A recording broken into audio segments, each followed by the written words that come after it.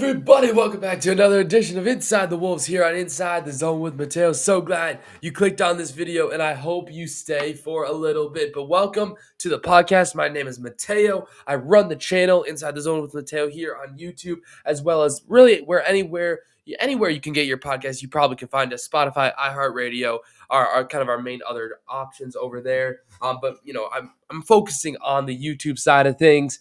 I just love covering Minnesota sports. I'm, chasing the dream, if you will, of becoming a sports journalist after I get out of high school. And, I'm headed to college in the next couple of years. So just kind of trying to get familiar with the sports journalism industry. So I try to use this as as a learning point, but also to provide my takes and just hopefully good content for fellow Minnesota sports fans, but also just all sports fans in general. And today is going to be our Timberwolves episode of the week here. We don't normally have one every single week, but since it is playoff time, we kind of are rotating between the Wolves and the Wild right now because both teams are in the first round of the playoffs. Both teams are, in the back end of the series, but the Timberwolves just played Game 5 last night. The Timberwolves play Game 5 today. When I'm recording this, it's April 28th, so they're going to play the Stars for Game 5 back in Dallas later tonight. But we're not talking about them. We're talking about the Wolves here on Inside the Wolves. It's our Timberwolves/NBA podcast here within the channel. It's episode 37 of season 2 of Inside the Zone with Mateo. Episodes coming to you guys every Tuesday, every Thursday. But that doesn't matter because you're here and you clicked on this video because you wanted to see what I had to say about the Timberwolves and the Nuggets because, man, oh, man, it's been interesting. And by the way, I do apologize. I'm dealing with a lot of congestion right now. So I apologize if my voice sounds a little clogged or my nose sounds a little clogged. We're dealing with a little bit of that, but hopefully I still provide good content for you guys. But anyway, we're gonna talk. We're gonna talk a little Wolves. We're gonna talk a little Nuggets here because after the Minnesota Timberwolves just lost a game 5 in a game where they could have, if they would have won that game, they would have sent the Denver Nuggets home. They would have completed the gentleman's sweep. But that obviously was not the case. We can break down things. We'll talk about the injuries to Dante DiVincenzo, to Anthony Edwards. We'll talk about, just really everything that's on my mind because there's a lot of stuff on my mind here. As you know, we stayed up till around 1 a.m. yesterday or 1 a.m. this morning to watch that game. The Timberwolves almost came back, but ultimately they fell to the Denver Nuggets. So now the series is 3-2 in favor of Minnesota. They'll have a chance to still send the Nuggets home.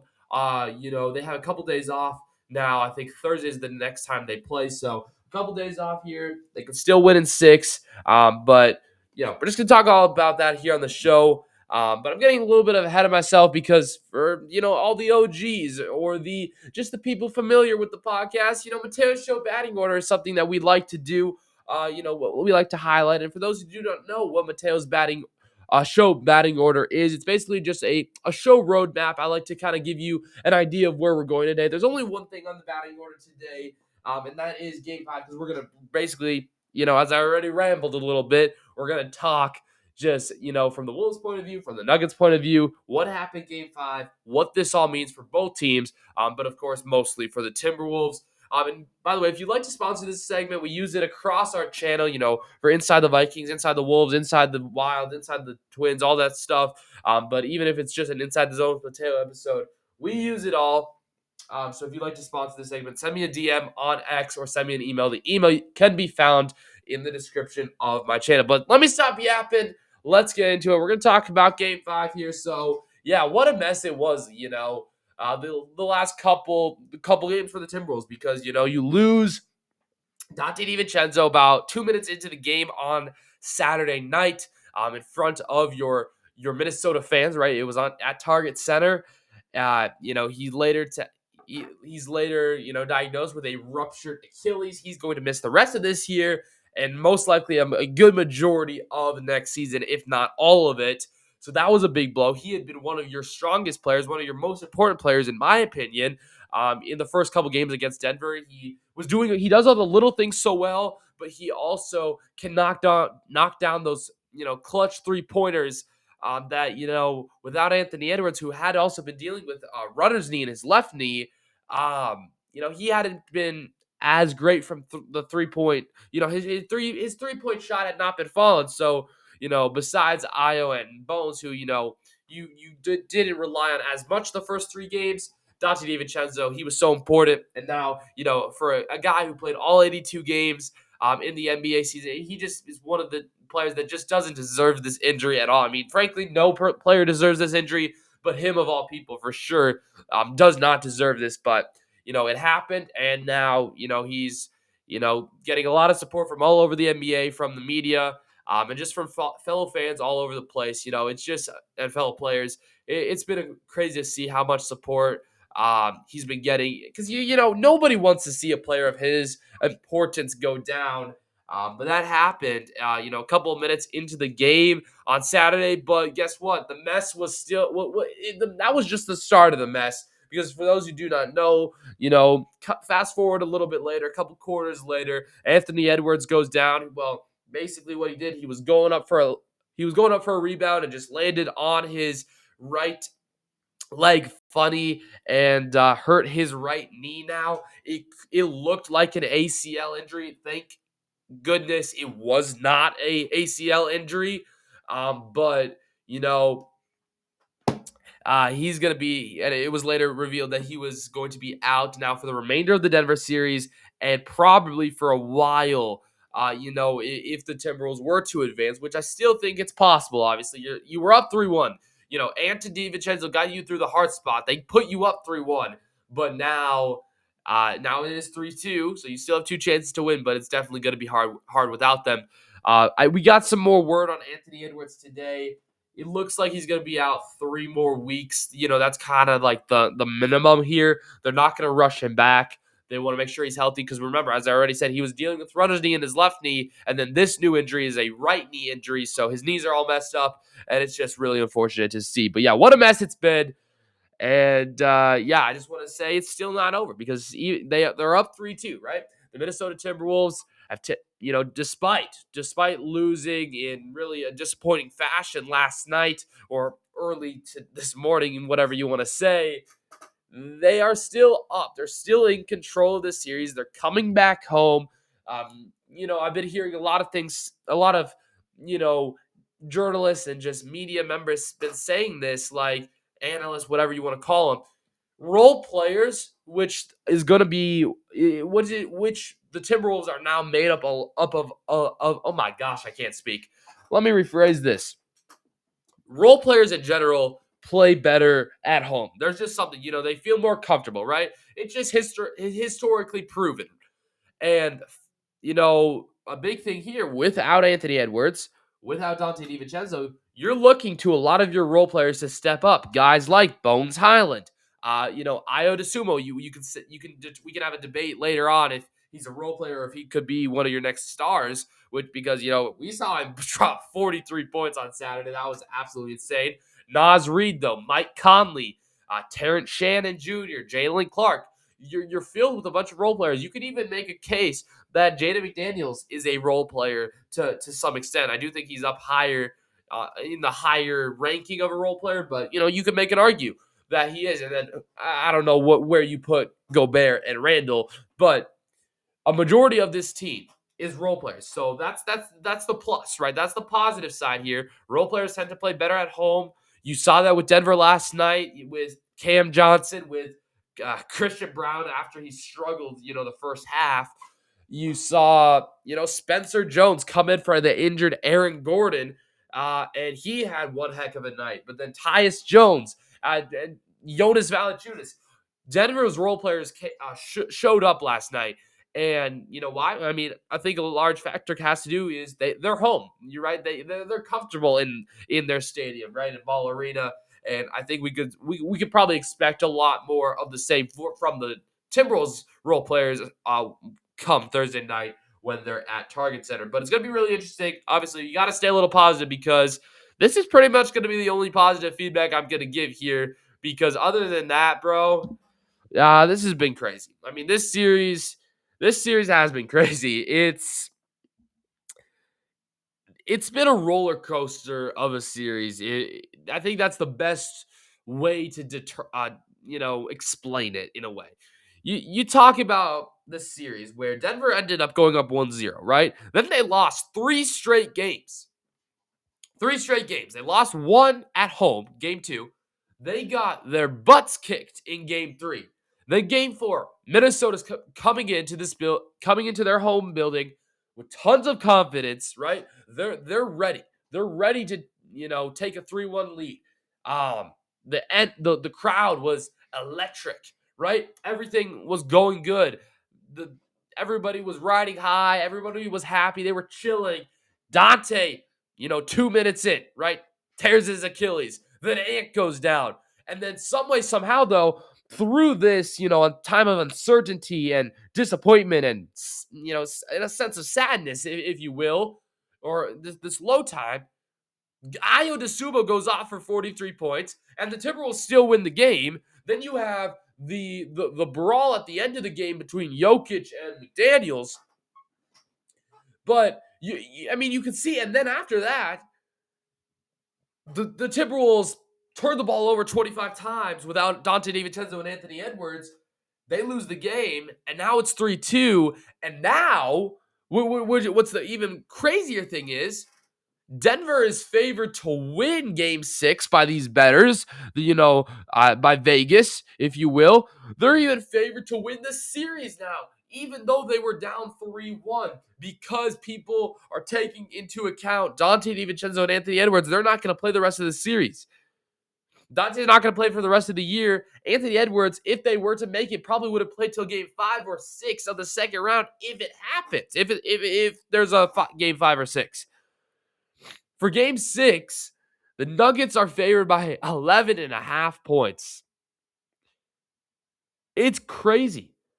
For the entire series, the Timberwolves, sure they've been underdogs.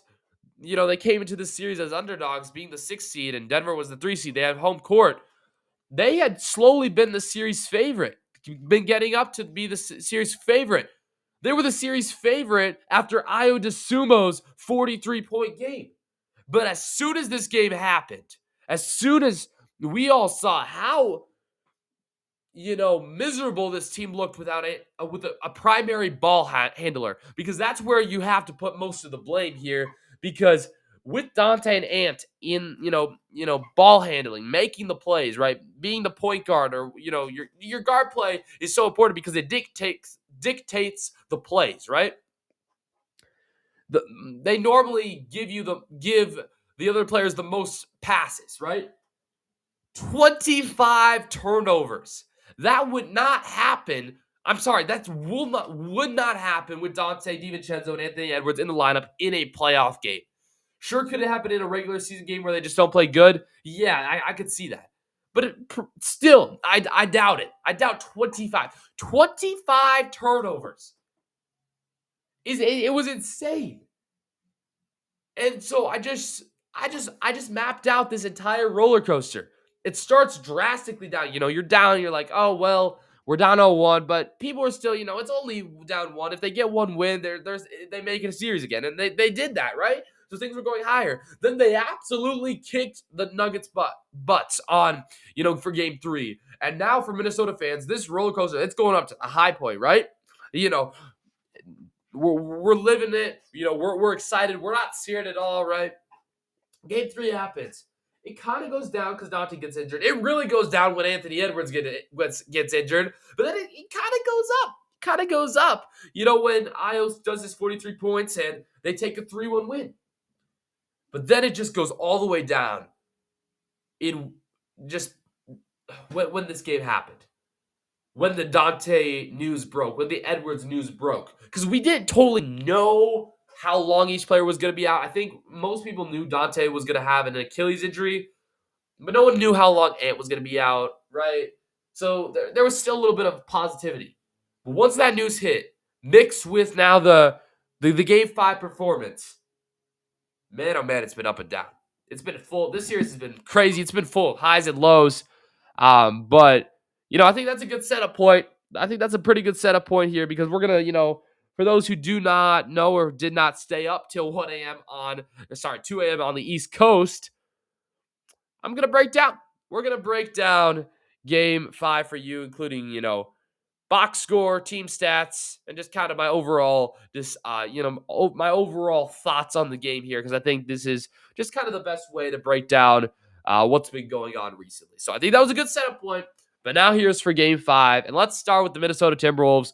They lost this game, obviously, right? They lost this game 125-113, and Julius Randle had 27 points. And for somebody who's been not too nice about Randle, I still think Randle's probably not going to be here next year.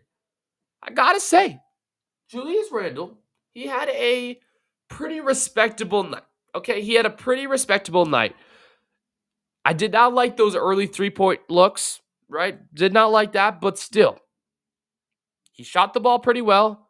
He played some decent defense. Sure, he struggled with fouls a little bit. He was at minus 16, but your number one defender in Rudy Gobert was a minus 25. Really the defense wasn't all there as well. So that's something we could talk about for another time as well. But Julius Randle, for a guy that I hate on a lot, he did not have an awful game. He actually had a pretty dang good game, and I can't believe I'm saying this. Maybe I think this congestion is making my mind do weird things, because I don't think any of the people that have been watching me for a while would ever think I would say anything like that to Randle. But hey, Julius Randle, 27 points in 32 minutes. 50% from three, 8 of 15 from the floor, 6 assists, 9 rebounds, 1 steal. Pretty good. Pretty good, Julius Randle. You know who was a little disappointing, though? The guy who's been, instigating all of this, getting into Jamal Murray's head and Jokic's head, Jaden McDaniels. 27 points. I know he struggled with fouls, and the foul calls were bogus, but 13 points in 27 minutes for who probably your second best player in the eyes of Coach Finch. Like, it's just, he wasn't making good decisions. 0 for 3 from the three-point line. Only 1 free throw. He did make it, though. 7 rebounds, 2 assists, minus 25. He was a minus 25 in less minutes than Rudy Gobert, who was a minus 25. There's something that's not right.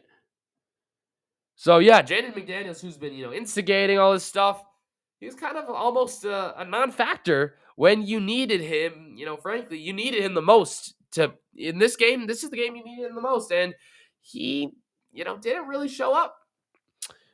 Rudy didn't really do anything on the offensive side, but he doesn't normally do anything like that. But defensively, I did think he had some good looks against Jokic. However, I do think Jokic, he was just having his way. He was just having his way. Sure, he missed a lot of shots, yeah, but for the shots that he did score on Gobert, he was just having his way. And what can you say? It's Jokic. It's Jokic. Gobert's done a nice little job these last 4 games guarding him, and it's chilling. It's chilling for sure. But then Mike Conley. Mike Conley. This was interesting. Frankly, I don't really even know what to say here about Mike Conley. Mike Conley, yeah, he had 4 points. He took 4 shots. He made half of them. But, legit, he started okay. Is his defense good? No. He's just too old for defense. But offensively, I just don't know, bro. Of all people to start in place of Dante DiVincenzo, I feel like I would not have picked Conley. I feel like Bones probably would have had a better shot at starting than Conley did. And then, I would have been fine with Conley playing off the bench. Conley played bench minutes. He played 17 minutes as the starter. Bo Tylen played 23 minutes. He had 15 points. Man, was he good. Shaden had 15 points at 14 minutes. Sure, some of those were garbage time, but most of it wasn't. He was pretty good offensively. His defense is just not there. But Mike Conley, I don't know if I see the logic of starting Mike Conley in a game 5 in the playoffs. Sure, again, we can take the point of view here where you didn't necessarily have to win this game, but frankly, it didn't look like half of the team wanted to win this game too. They were pretty slow. And also, by the way, here, I'll throw a little positive out there. The Denver Nuggets, like, I'll talk about this in a second when we talk about the Nuggets. But Nuggets, two of our best players were not playing, and you only beat us by 12 points. I'm pretty sure if one of those guys play, if Ant or Dante plays, if one of them plays, just one of them, I think you could have made a strong case that the Timberwolves could have won that game. And so the Nuggets, you're lucky we don't have those guys because it seemed like almost seemed like they wanted to win that game, but at the same way they didn't. Like they just were so lazy. Like I don't know. We'll talk about the Nuggets a little bit later, but yeah, this whole Mike Conley thing, it's just got me kind of scratching my head a little bit. I don't remember who said this.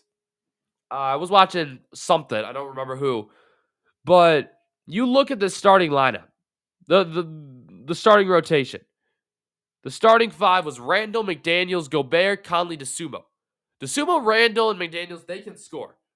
But Gobert, he's not known for his offense. Conley's old, and he hasn't been able to score over 10 points in a long time. So you picked Mike Conley. You picked Mike Conley over Bones Highland to start against a team that was the best offense in the regular season.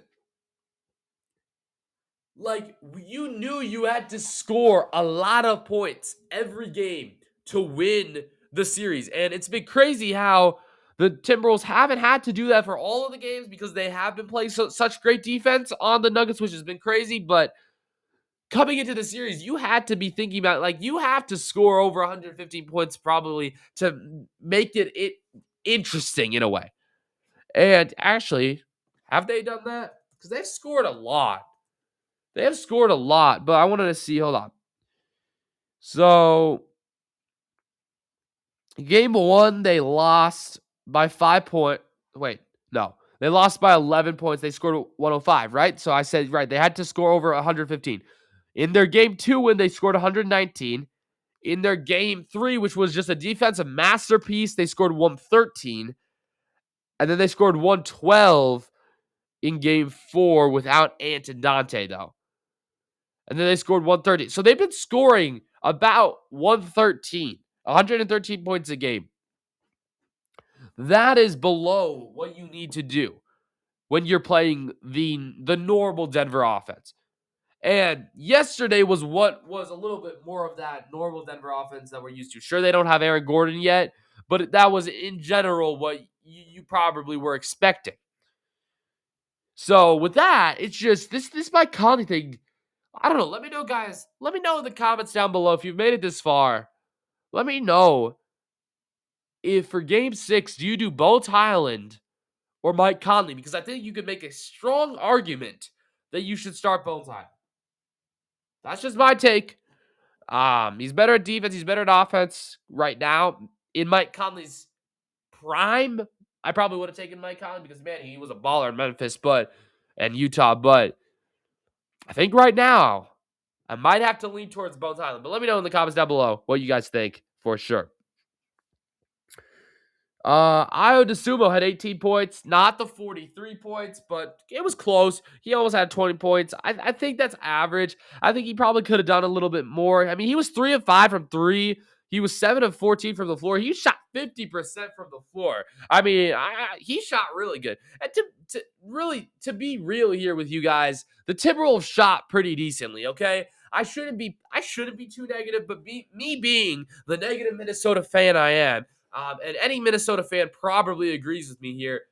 We've been through a lot. It's just the same thing year over and over again. Playoff loss after playoff loss. We've been spoiled, to be honest. We have been spoiled with the Timberwolves these last couple years, making the Western Conference Finals these last 2 years. But the Vikings are always a disappointment. The Twins are always a disappointment, despite their 2 World Series in the 1990s. But, I wasn't even born then, so I don't care. The Wild are, haven't won a playoff series since 2015, 2016, whatever. That could change this year, but we've been spoiled. And a lot of this negativity from Minnesota sports just has to come in to some extent here. And yes, they played pretty well. They shot, I think, close to 45%, but they were just missing something. And again, as I said, they didn't need both Dante and Ant. I think they just needed one, and they would have won that game, or maybe a better performance from, I don't know, Naz Reid, who, I mean, he had 12 points, and he was kind of dealing with an injury too. He left mid game. Yeah, but in general, that's kind of my thoughts here. I think on the Timberwolves side, that's my thoughts on the Timberwolves. I think you were in this game until you weren't. You know, letting up 37 points in the third quarter. That's what happened. I mean, you scored 38 points in the fourth quarter. Yeah, so like what happened? But I guess yeah, Denver scored 28. Yeah. I think a big thing that you have to say could be a turning point in that game is the Jokic three from the logo with like 2 seconds left in the first half. Like that just provided tons of momentum. So as we talk about Jokic, let's shift over to the Denver Nuggets side of things. Yeah, let's talk a little bit about the Denver Nuggets stats. Cameron Johnson had 18 points in 36 minutes. Spencer Jones, as we mentioned already, filling in for Aaron Gordon, 20 points in 37 minutes. In 38 minutes, 27 points from Nikola Jokic. He had a triple-double. I think it's his first or second triple-double of this series. Jamal Murray had a quiet 24 points, and Christian Brown had 9 points. Valanciunas had 9 points off the bench in 10 minutes. He shot a perfect 4 for 4 from the floor. Tim Hardaway Jr., 8 points. Tyus Jones had 3 points, 1 of 2 from the floor, including 1 of 2 from the free throw line. Bruce Brown had 7 points. So, yeah, I mean, their bench didn't really have a solid performance. It was really their starters. And I guess that's where you can compare the Timberwolves and Nuggets. I mean, you did have 2 of your starters for the Timberwolves. So you had 2 bench players in the starting lineup, and I guess that's just what happens. But in general, I think Spencer Jones was really impressive last night. I think Cameron Johnson was impressive. Jokic, you know, the more and more I watch him, the more and more, in a way, I kind of dislike him. I still like him probably better than, you know, SGA and Doncic. I have a little bit more respect for him, but he just seems like he argues a lot as well. I'm not sure, bro. I mean, I think he's injured too, so he's struggling. There's just something wrong with Jokic this series that, you know, that's, you know, affecting him on the court, but also just the way that I view him in a sense. I'm not sure why. But, you know, he shot pretty well. He missed 2 free throws, but, you know, 27, 12, and 16 triple doubles. Pretty dang impressive. He is a walking triple double. But Jamal Murray, too, you know, I think, to be honest, Jaden McDaniels has been locking him up pretty nicely. Sure, 24 points. I think that's pretty average for him, or a little bit below average. So I'm okay with those performances. Um, yeah, I mean, they're just bench. It seemed like their bench missed a lot of shots, and I think the Nuggets did shoot kind of poorly, to be honest. But whenever the bench, you know, whenever the Nuggets needed something from the bench, they normally got it, which I think was a huge difference maker. But yeah, that's a quick look at the Nuggets stats. I think in general here, my biggest takeaway from the Nuggets side of things here is, you know, also it's not a good thing as well. Yeah, I mean, congrats for staying alive one more game, but without Anthony Edwards, without Dante DiVincenzo, you only beat them by 12. You only beat them by 12. You know, if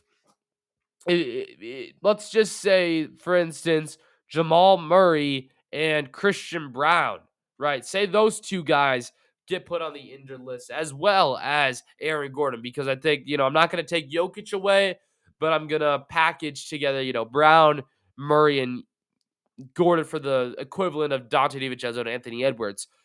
If those guys, you know, are taken away, they're put on the injured report. I think the Timberwolves beat the Nuggets by more than 12 points, even if they have Nikola Jokic. Okay?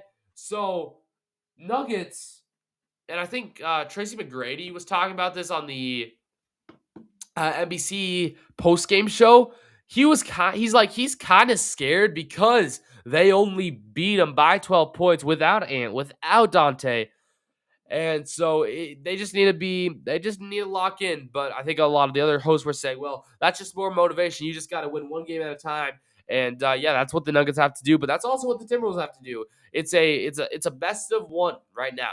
It's a best of one. Whoever wins the next game, you know, mostly for the Timberwolves, they just need to win one game and they move on, right? For the Nuggets, they need to win one more to force a game seven, which would then be a winner moves on, but the loser goes home moment. But um, yeah, I think it's really interesting. It was, a little. I think the Nuggets, were a little underwhelming last night, and I was streaming this game live, play by play and reaction, which I'm going to try to do more often for these playoff games. Not just the Timberwolves, but hopefully the Wild. I haven't been able to do a Wild one yet, just because it's kind of been on. The games have been on basically the same time as the Wolves, and I kind of favor the Wolves just a little bit more with those things. But we had a Nuggets fan in there for a majority of the game, W. Michael. And I don't know if you're going to be watching, any more of these videos or whatever. I think he said he did subscribe, which is super lit. Which, by the way, if you haven't already, hit that like button, hit that subscribe button. We're on our road to 200 subscribers. So I would appreciate you guys if you've been watching this so far and you really enjoy it. Please consider subscribing. But for sure, just hit that like button if you enjoy this. It helps for sure with the algorithm. But anyway, Michael was just, he was kind of not crashing out, but you know he was losing it. Like you could tell he was frustrated because coming into this game, the Nuggets should have pretty much blown out the Timberwolves. I was expecting that. And, you could argue that they were, but they only beat them by 12 points. I wouldn't say that's a blowout. That's 4 3-pointers. That's 4 3-pointers. If Dante made two of them, if Ant made two of them, which is probably realistic for them, they probably average 3 or 4 3-pointers a night. Timberwolves would have beaten them. And it's just they were so inconsistent. They would go on these big runs, but then they would just go cold, and then Timberwolves could come right back. There was a point where towards the beginning of the fourth quarter, the Timberwolves went on a crazy 9-0 run. They were down. They cut the deficit to 10, and then so it's like, what are you doing, Denver? You're like sleeping basically. You have Jokic on the bench. Like, what are you doing, David Adelman or whatever?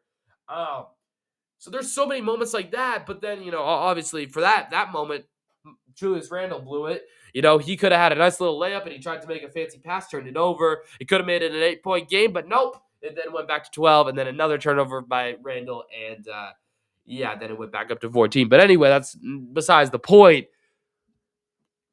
I'm just saying here right now, Denver, the performance was a little underwhelming, just given that we don't have two of our best players, two of our most important players.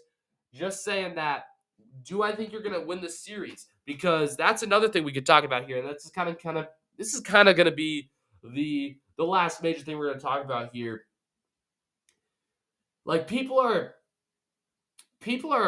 turning on the Timberwolves so quickly, and it's kind of annoying as a fan of the Timberwolves, but I get it.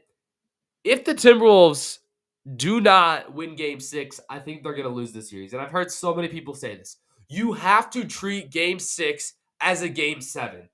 Because personally, without Ant, without Dante, I don't think you're fit. I do not think you're built well enough to go into Denver for a Game 7 and come out with a W. Okay? I do not think they're built like that right now. Just by the way they're built right now, I don't think if they go to Game 7, I don't think they're built enough to win.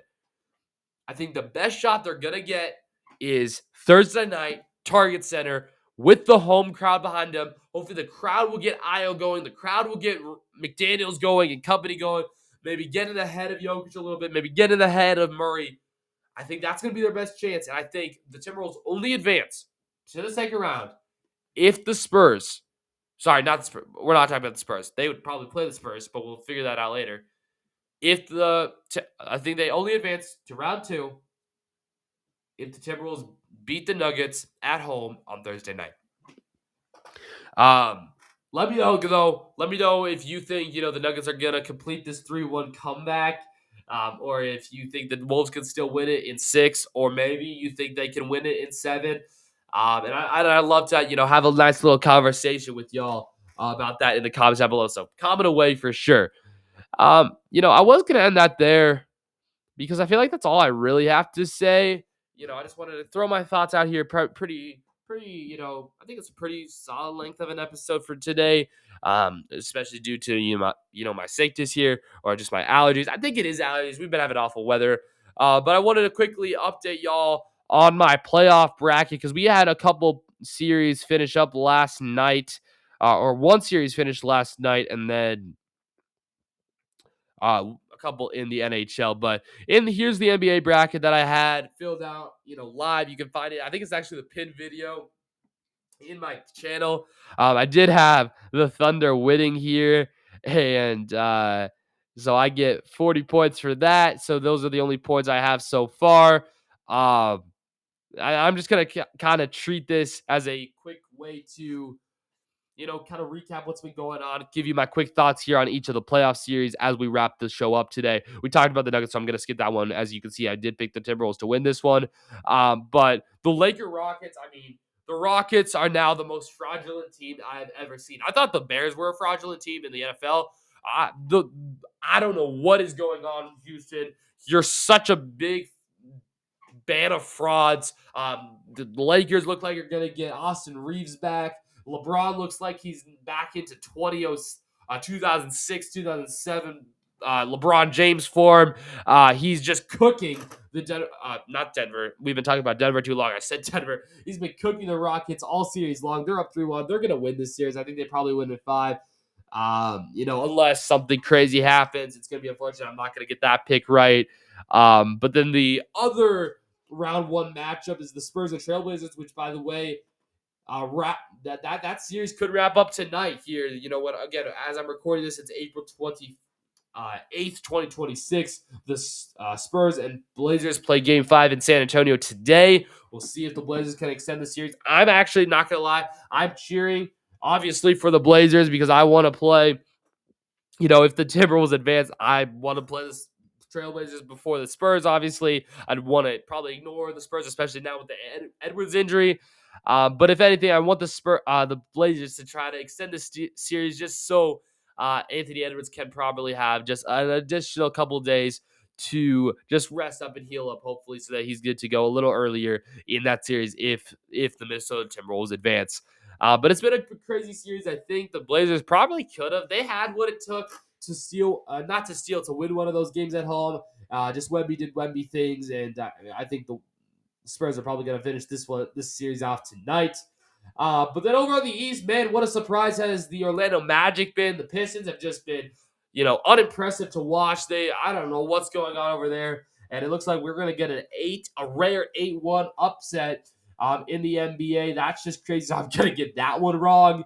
The Celtics probably going to close things out on the 76ers tonight in Game 5 in Boston. Not really much to say about that. And then the Raptors, Cavaliers, both home teams winning the first 2 games is really crazy. Coming out of the get-go, I thought Cleveland, they had won the first 2 games. They looked dominant. I thought they were going to maybe even have a chance to sweep them or win in 5.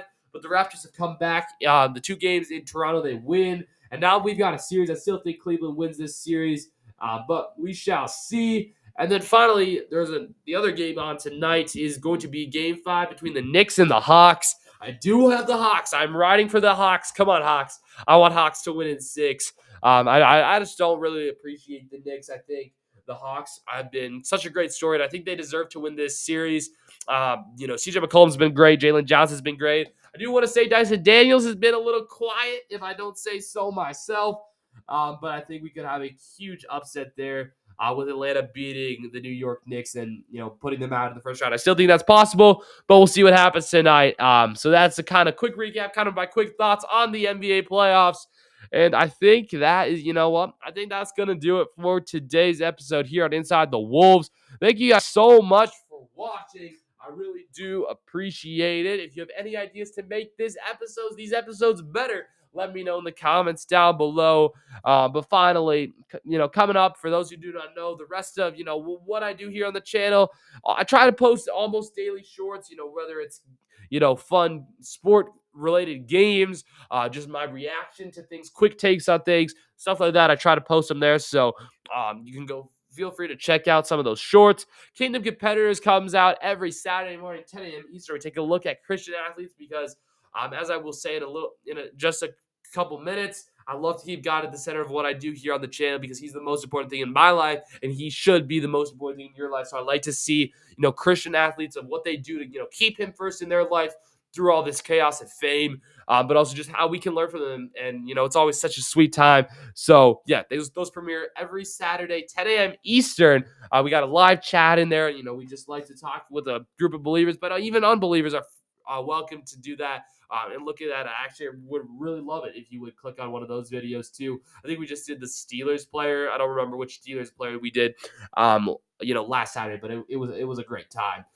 But here on the sports podcast, on the time we talk about sports, in the sports world, episodes come out every Tuesday, every Thursday. We're kind of rotating one day Wild, one day Timberwolves just for this playoff season, because we got those two teams in the playoffs.